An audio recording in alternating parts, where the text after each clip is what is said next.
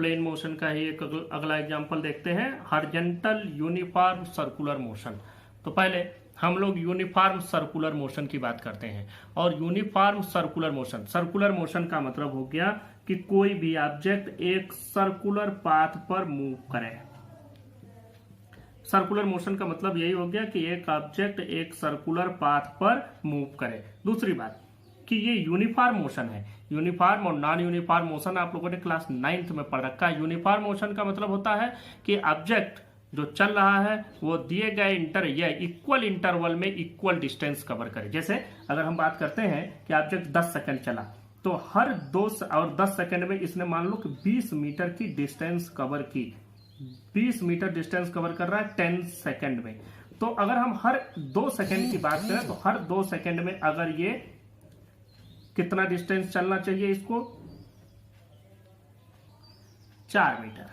अब देखिए कैसे 4 मीटर। अब 10 सेकंड में 20 मीटर मतलब कि 1 सेकंड में 2 मीटर। तो अब एक पहले सेकंड में ये चला, फर्स्ट सेकंड में इसने 2 मीटर की डिस्टेंस कवर की, दूसरे सेकंड में फिर 2 मीटर की डिस्टेंस, अगले 2 सेकंड में फिर 2 मीटर की डिस्टेंस। तो इसको हम कहेंगे यूनिफॉर्म मोशन। अगर ऐसा होता कि ये 10 सेकंड में 20 जा रहा है, लेकिन पहले 2-4 सेकंड में इसने 5 मीटर की डिस्टेंस कवर की, उसके बाद अगले सेकंड में बहुत तेज चला और लास्ट में जाकर के 20 मीटर पर, उसको नहीं लेंगे। ये पूरे को अगर इक्वल इंटरवल में डिवाइड कर दिया जाए तो हर एक इंटरवल में वो एक ही डिस्टेंस चले, तो उसको हम कहते हैं यूनिफॉर्म मोशन। तो ये सर्कुलर पाथ पर भी इसका मोशन इसी तरह से होना चाहिए कि जैसे मान लो कि इस पॉइंट से ऑब्जेक्ट चलना शुरू करता और फिर घूम करके यहां से पूरे पाथ को फॉलो करते हुए वापस इसी पॉइंट पर आ जाता है, तो उतने देर में या हर एक दिए गए इंटरवल में एक इक्वल डिस्टेंस ही कवर करे। जैसे आप कोई भी मान सकते हैं कि यह पूरी डिस्टेंस कुछ भी ले सकते हैं। तो अब ऐसे मोशन का एग्जाम्पल क्या होगा, देखो जैसे आप लोगों ने घड़ी देखी है, घड़ी के सेकंड वाली सुई को आप ले लें, उसके जो टिप होती है, सेकंड वाली जो निडल होगी उसका जो टिप होगा। अब इस टिप का मोशन अगर हम स्टडी करें तो ये बिल्कुल 60 सेकंड में एक चक्कर पूरा कर लेता है। तो मतलब कि एक दिए गए इंटरवल में ये अपने पाथ को पूरा कंप्लीट कर ले रहा है, मतलब हर एक सेकंड में वो एक ही डिस्टेंस कवर कर रहा है। तो इसको हम यूनिफॉर्म सर्कुलर मोशन ले सकते हैं। इसी तरह से कोई भी एक कांस्टेंट स्पीड से सर्कुलर पाथ पर चलते हुए ऑब्जेक्ट को हम लोग कह देंगे कि यह uniform circular motion. Horizontal circular motion की बात करते हैं। हॉरिजॉन्टल का मतलब हो गया कि समझो कि कोई एक पॉइंट है और उसी पॉइंट से हमने किसी चीज को बांध रखा है और वह उसी रेडियस को फॉलो करके रोटेट हो रहा है, उसी रेडियस को फॉलो करके वो सर्कुलर पाथ पर मूव कर रहा है। तो यहां आपको यह बात समझ में आ जानी चाहिए कि यूनिफॉर्म सर्कुलर मोशन का मतलब कि जो भी ऑब्जेक्ट सर्कुलर पाथ पर मूव कर रहा है वह एक कांस्टेंट स्पीड से मूव कर रहा है। अब बात आ गई कांस्टेंट स्पीड की।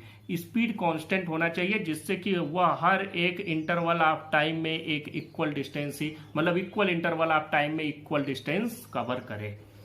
अब अगली बात पर चलते हैं कि अगर हॉरिजॉन्टल यूनिफॉर्म सर्कुलर मोशन, ये वर्टिकल भी हम ले सकते हैं कि कोई ऑब्जेक्ट इस तरह से वर्टिकली मूव करे तो vertical circular motion, horizontal path पर हॉरिजॉन्टल प्लेन पर सर्कुलर पाथ पर मूव कर रहा है तो हॉरिजॉन्टल यूनिफॉर्म सर्कुलर मोशन हो गया। इसमें एक चीज और आपको समझ में आनी चाहिए कि इस मोशन में स्पीड तो कांस्टेंट हो गई, वेलोसिटी का क्या वेलोसिटी भी कांस्टेंट है या वेलोसिटी चेंज हो रही है? तो हम लोग जब उसकी बात करते हैं तो ये पाते हैं कि वेलोसिटी इसकी चेंज हो रही है। कैसे?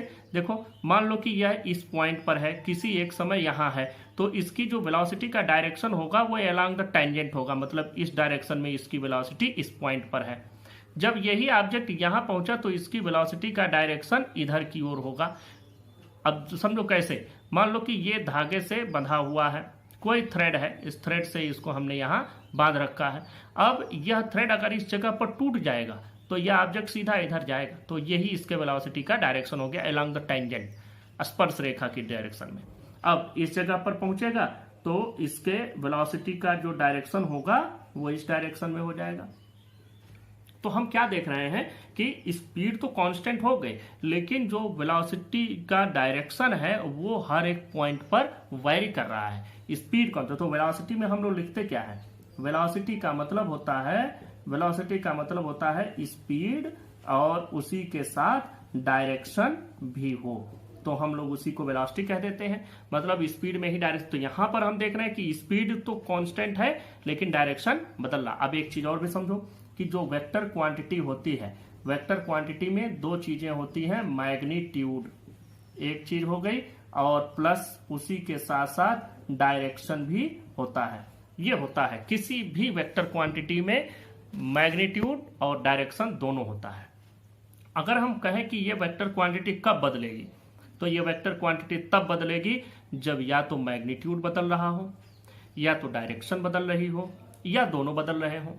मतलब आइदर मैग्नीट्यूड चेंज और डायरेक्शन चेंजेस और बोथ में चेंज, तभी ये वेक्टर बदलेगा। तो यहां पर देखो जो वेलोसिटी का मैग्नीट्यूड है वो तो है स्पीड, स्पीड कांस्टेंट है, लेकिन डायरेक्शन एक पॉइंट से दूसरे पॉइंट पर बदलता चला जा रहा है। इसका मतलब कि यहां पर जो यूनिफॉर्म सर्कुलर मोशन हम लोग पढ़ेंगे, उस यूनिफॉर्म सर्कुलर मोशन का सबसे बड़ा पॉइंट जो हमको मिला वो ये, speed is constant but velocity is variable. Speed is constant, speed is constant but velocity is variable, but velocity is variable. यह हो गया हमारे यूनिफॉर्म सर्कुलर मोशन की पहली बात। अब दूसरी बात पर चलते हैं।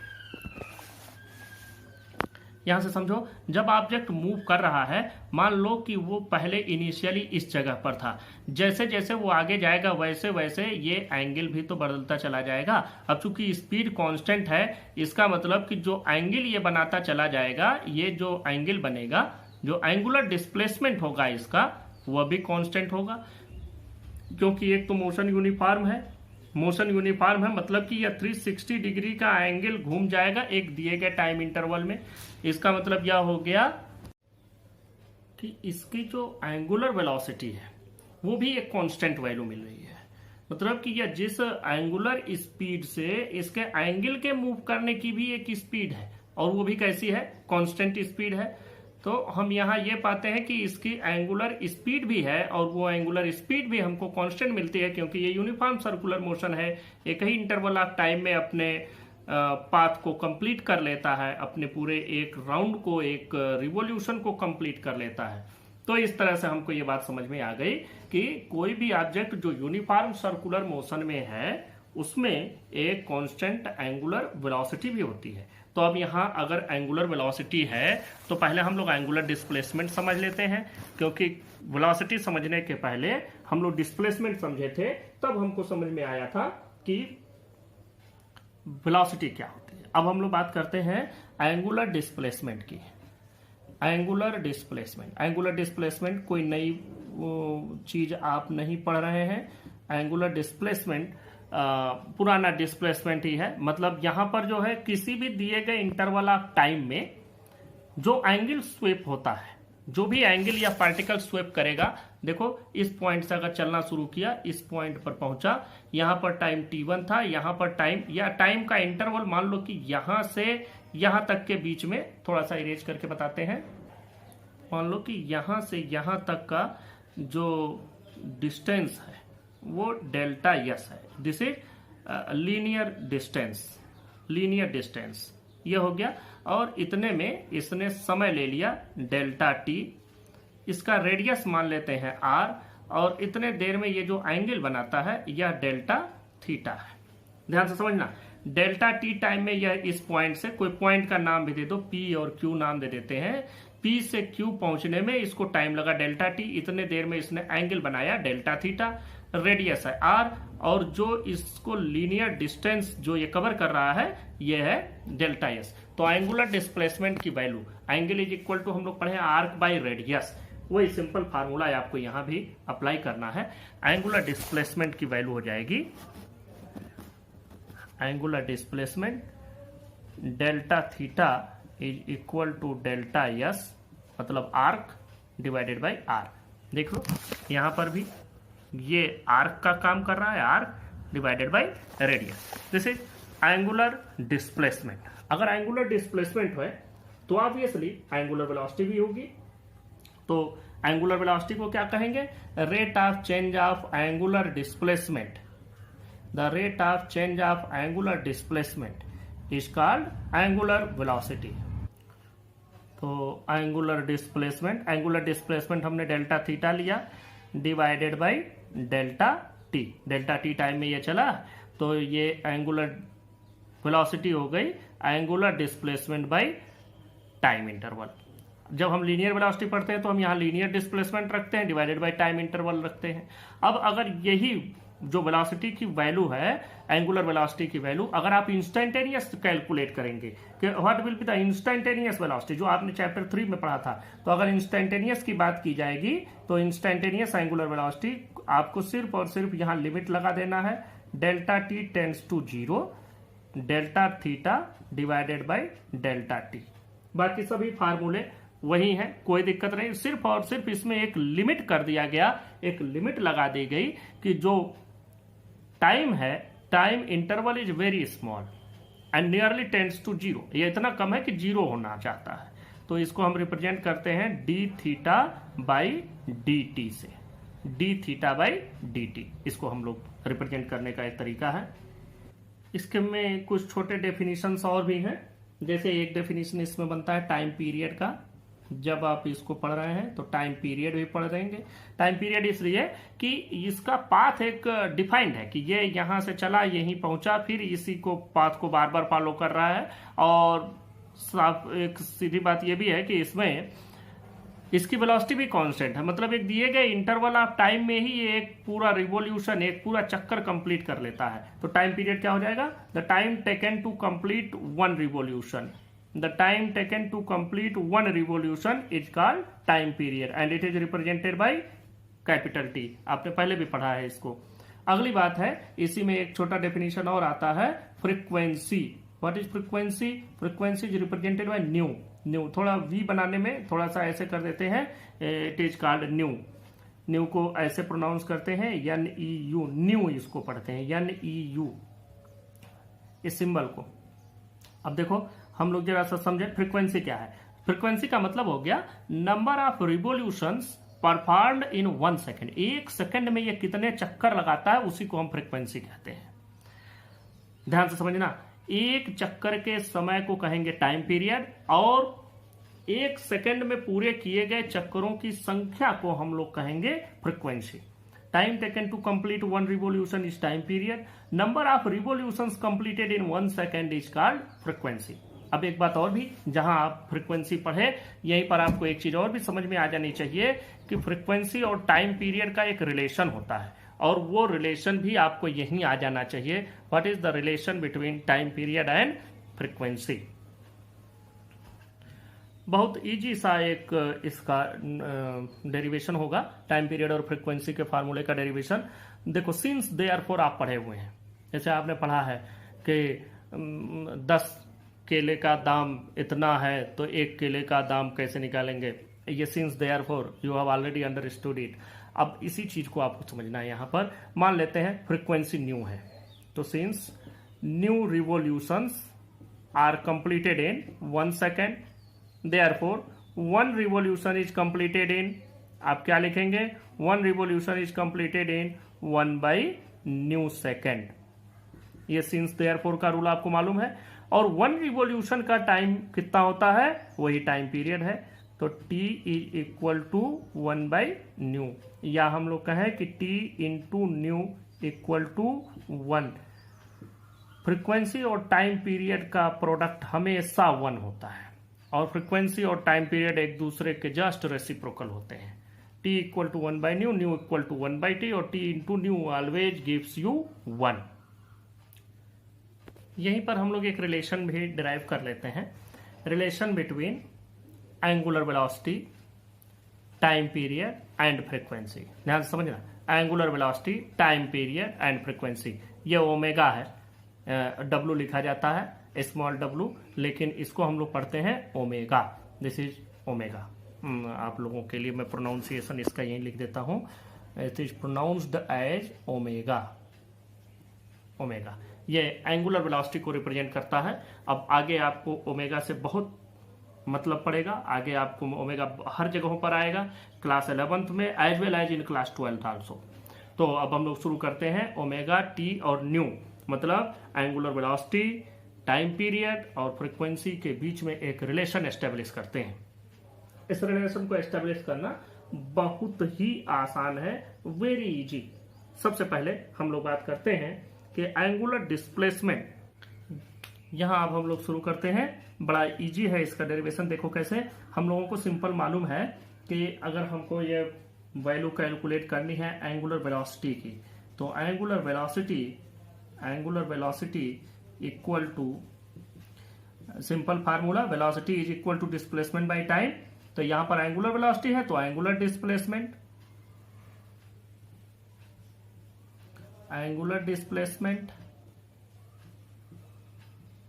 Divided by time,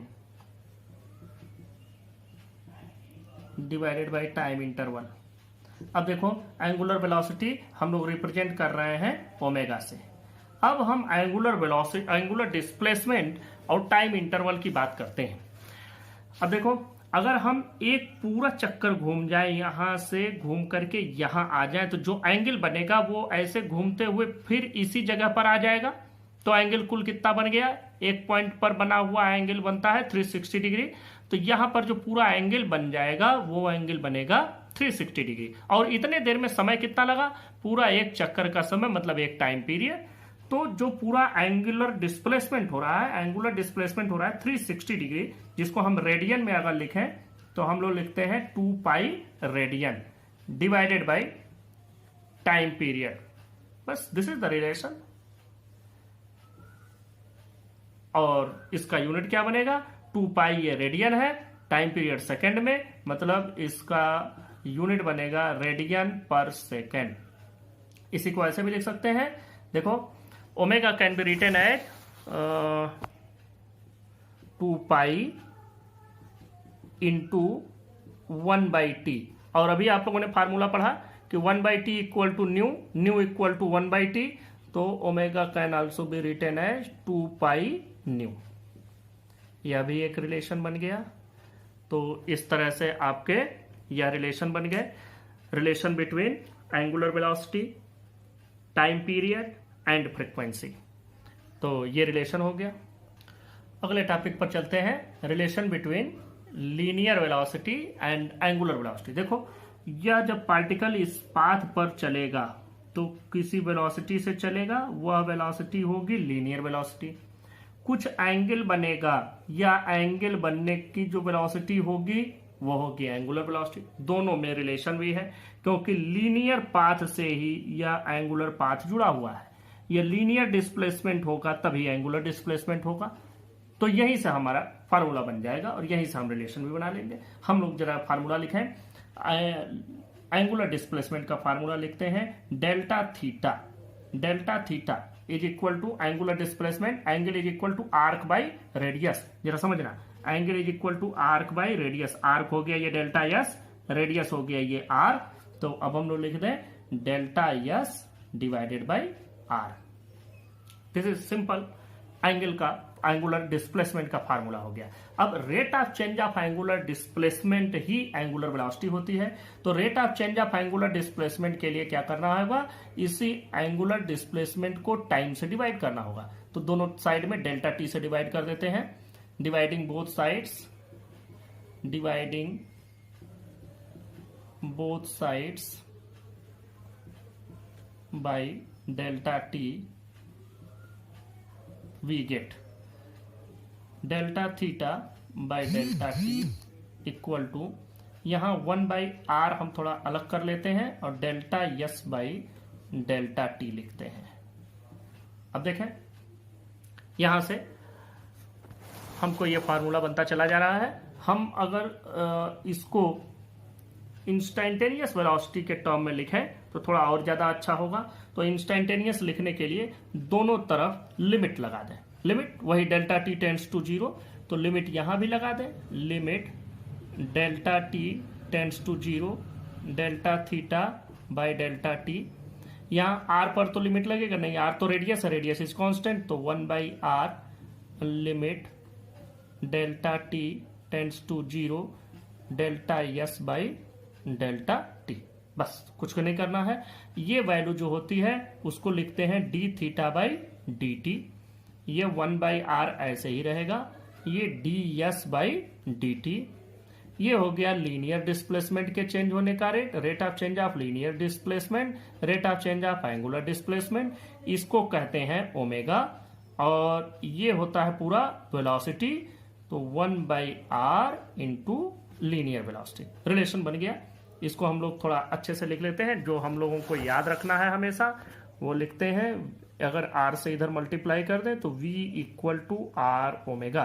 this is well known relation between linear velocity and angular velocity. इसी रिलेशन को थोड़ा सा और आगे बढ़ाते हैं। इसके लिए हम लोग क्या करते हैं कि इसमें ओमेगा की वैल्यू रख देते हैं। ओमेगा की वैल्यू अभी आपको मिली थी 2π/t या 2π/न्यू। जरा देखो, v equal to r, omega की जगह पर रखते हैं 2π/T। तो हम लोग लिख सकते हैं v is equal to 2πr divided by T। ये भी एक रिलेशन बन गया। और यह रिलेशन कितना इजी है आपको समझ में आ जाएगा। वेलोसिटी इज इक्वल टू होता है डिस्टेंस या डिस्प्लेसमेंट अपन टाइम। अब देखो टी टाइम मतलब एक टाइम पीरियड में कुल कितना डिस्प्लेसमेंट होगा, ये अपने पोजीशन से चलेगा यहीं आएगा। जो डिस्टेंस ये कवर करेगा, ये डिस्टेंस कितना आएगा, यहीं पर पहुंच आएगा। मतलब ये पूरा सरकमफेरेंस के बराबर। सरकमफेरेंस कितना होता है 2πr/T। अब देखो इसी फार्मूले को v equal to r omega पर चलते हैं। v equal to r into 2π/न्यू कर दें, 2π/न्यू, या इसको भी 1/t को लिख सकते थे 2π/न्यू। तो हमको वेलोसिटी के लिए एक और फार्मूला मिल गया 2π/न्यू इंटू r। ये सभी फार्मूले आपको मिल जाएंगे न्यूमेरिकल क्वेश्चन सॉल्व करने के लिए। इन फार्मूलों को आप यूज कर सकते हैं। तो इस तरह से ये रिलेशन बन गया। अब एंगुलर एक्सीलरेशन की बात करते हैं। अगर एंगुलर वेलोसिटी है तो ऑब्वियसली एंगुलर एक्सीलरेशन भी होगा। एंगुलर एक्सीलरेशन क्या होता है, अगर एंगुलर सिंपल अगर आप एक्सीलरेशन की बात करें तो rate of change of velocity, rate of change of velocity को आप कहते हैं acceleration.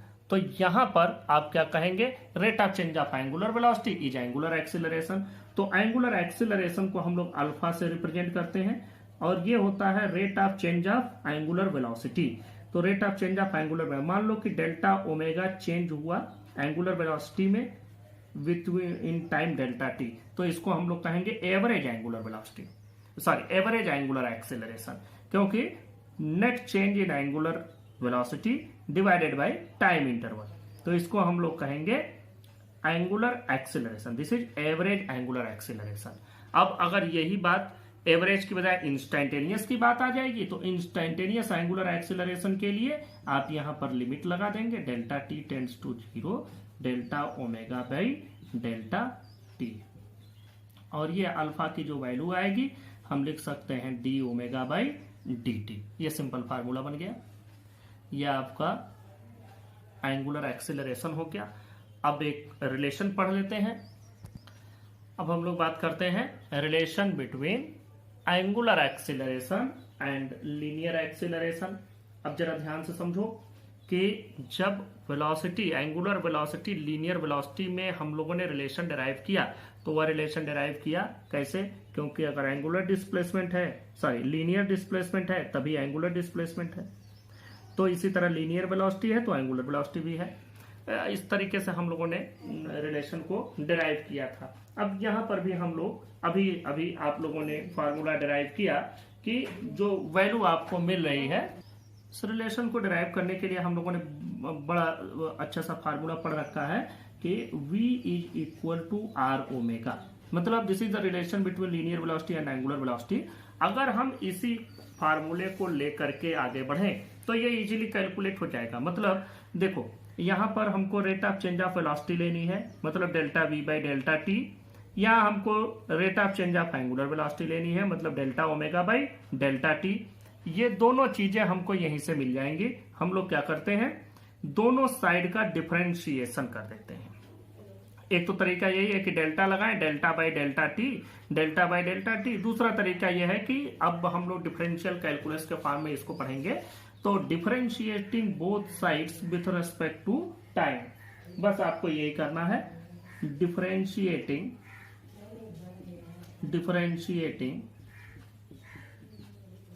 both sides with respect to time we gate.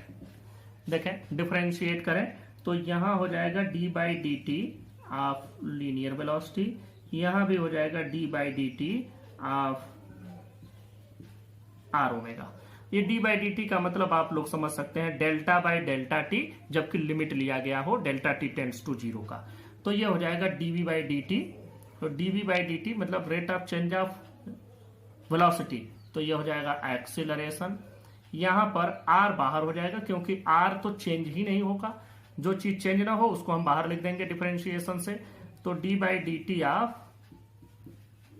Angular velocity, यहां आपको वैल्यू पुटअप कर देनी है।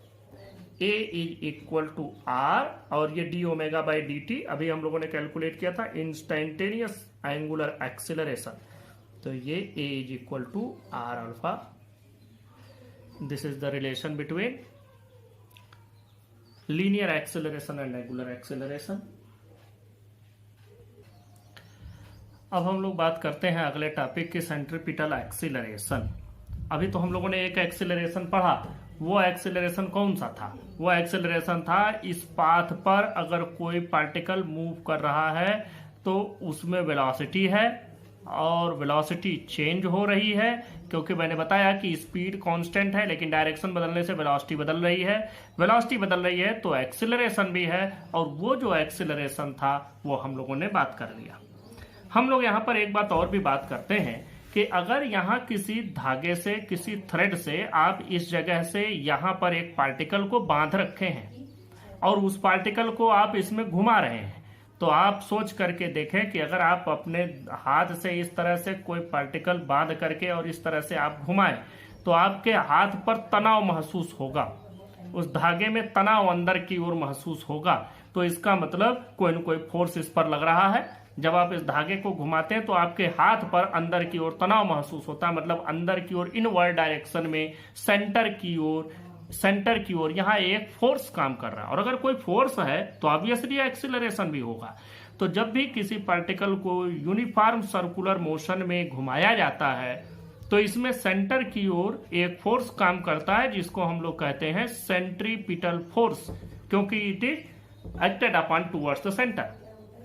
और सेंटर की ओर जो फोर्स है वो तो सेंट्रीपिटल फोर्स हो गया, तो जो एक्सीलरेशन होगा उसका करेस्पॉन्डिंग एक्सीलरेशन वो सेंट्रीपिटल एक्सीलरेशन होगा। तो अब हम लोग उसी सेंट्रीपिटल एक्सीलरेशन का अगर आप डेफिनेशन लिखेंगे तो डेफिनेशन आप लिख सकते हैं an object undergoing uniform circular motion is acted upon by an acceleration which is directed along the radius towards the center of circular path. This is called centripetal acceleration। क्योंकि ये centre seeking है, towards the centre है, और radius के along towards the centre, तो आप लोग ये इस डेफिनेशन को लिख सकते हैं। हम लोगों को फार्मूला बनाना है और ये डेरिवेशन बड़ा भी है और टिपिकल भी है, आपको थोड़ा समझना पड़ेगा। ध्यान दो हम लोग कैसे इस डेरिवेशन को करते हैं। मान लो कि पार्टिकल यहाँ है, वेलोसिटी यहाँ पर v1 है और यहाँ पर वेलोसिटी इसकी v2 हो गई, ये रेडियस हो गया, और इन दोनों जगहों पर जो वेलोसिटी का मैग्नीट्यूड होगा वह तो कांस्टेंट ही होगा। अब हमको यहाँ से दोनों वेलोसिटी को डिडक्ट करना है। देखो ग्राफिकली हम लोग कैसे वेलोसिटी डिडक्ट करते हैं। वेलोसिटी अगर डिडक्ट करना है, ये हो गया वेलोसिटी, यहाँ से हमने v1 बना दिया और यहां से वेलोसिटी हम v2 बना दिए, v2 के डायरेक्शन में, ये v2 हो गया। और जब आप इन दोनों का डिफरेंस निकालेंगे तो यहां से आपको इसे इस डायरेक्शन में मिला देना है। ये ध्यान दें, ये v2 हो गया। अब अगर आप ध्यान से देखें तो इसको हम लोग नाम दे देते हैं डेल्टा v। तो v1 अगर आप देखें वेक्टर एडिशन के रूल से तो v1 plus delta v equal to v2।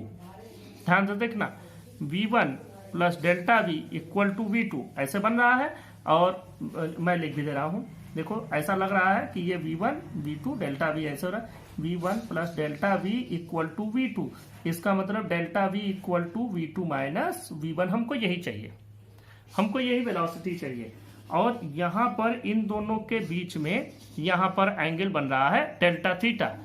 तो यहां इस पर परपेंडिकुलर और इस पर परपेंडिकुलर के बीच में भी एंगल जो बनेगा वो डेल्टा थीटा ही बनेगा। ये हमेशा ध्यान रखिएगा कि देखें दो लाइनों के बीच में बना हुआ एंगल डेल्टा थीटा है, तो दोनों लाइनों पर परपेंडिकुलर ड्रा किया गया है, तो उनके बीच में भी एंगल डेल्टा थीटा ही बनेगा। तो अब आगे की बात करते हैं, इसको एक नाम दे देते हैं, नाम दे दीजिए ए बी सी, इसको नाम दे दीजिए ए, इस पॉइंट को बी, इस पॉइंट को सी। ये डेल्टा वी हो गया। देखो यहां ये वेलोसिटी का डायरेक्शन तो है v1, ये इसके डायरेक्शन के साथ v1 है और ये डायरेक्शन के साथ v2 है, लेकिन ये जो लेंथ है, इसकी जो लेंथ है v1 की, मतलब जो इसका मैग्नीट्यूड है वो मैग्नीट्यूड तो एक ही होगा, क्योंकि स्पीड तो कांस्टेंट है थ्रू आउट द मोशन। तो अगर स्पीड कांस्टेंट है तो हम लोग इसकी लेंथ को अगर रिप्रेजेंट करें तो सिंपल v लिख सकते हैं, क्योंकि जो स्पीड यहां है वही स्पीड यहां है, तो डायरेक्शन के साथ होता। तो डायरेक्शन तो ऑलरेडी इस एरो की डायरेक्शन के साथ हमने रिप्रेजेंट कर दिया, एक इधर की ओर है एक इधर की ओर है। तो हम यहां पर v1 v2 न लिख करके सिर्फ और सिर्फ v लिखेंगे। v इसलिए लिखेंगे कि v is the magnitude of this velocity. यहां भी इसका मैग्नीट्यूड जैसे मान लो 10 मीटर पर सेकंड होगा, तो 10 मीटर पर सेकंड ये भी है, 10 मीटर पर सेकंड ये भी है, क्योंकि स्पीड तो आपने कांस्टेंट मान रखी है, और कांस्टेंट है भी तभी तो ये यूनिफॉर्म सर्कुलर मोशन है, नहीं तो यूनिफॉर्म होगा ही नहीं।